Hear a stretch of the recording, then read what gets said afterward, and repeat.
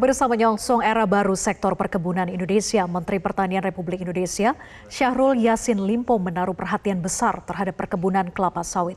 Komoditas sawit memberikan kontribusi positif bagi perekonomian negara dengan raihan devisa meningkat dan tahun ini diperkirakan mencapai 38 miliar dolar Amerika Serikat.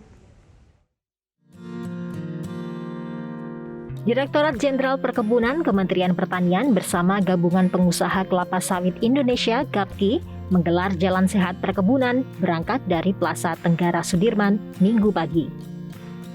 Jalan sehat yang melalui kawasan Car Free Day Sudirman, Jakarta ini sebagai bentuk upaya memperluas relasi sekaligus memperkuat kolaborasi insan pertanian, khususnya perkebunan, antara dunia usaha dengan pemerintah.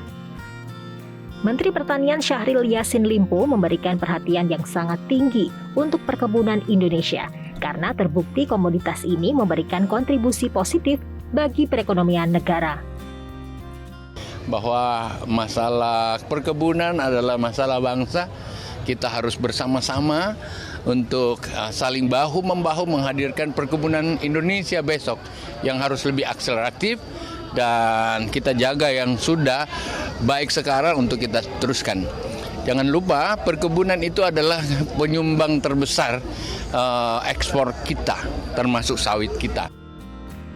Berdasarkan catatan Badan Pusat Statistik (BPS), sektor perkebunan merupakan salah satu penopang ekspor pertanian Indonesia dengan capaian 485,16 triliun rupiah atau naik 7,29% dibandingkan periode yang sama tahun 2021. Khusus perkebunan kelapa sawit, ekspor produk kelapa sawit tahun 2021 meraih devisa 30,24 miliar dolar Amerika Serikat, sedangkan tahun ini diperkirakan mencapai 38 miliar dolar AS.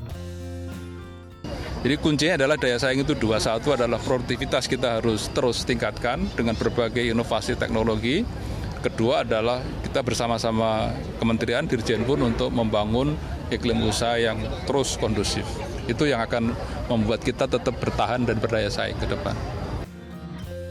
Kementerian Pertanian menilai peran penting perkebunan kelapa sawit harus dikawal dan didukung agar mampu menghadapi perubahan zaman, terutama pada industri 4.0.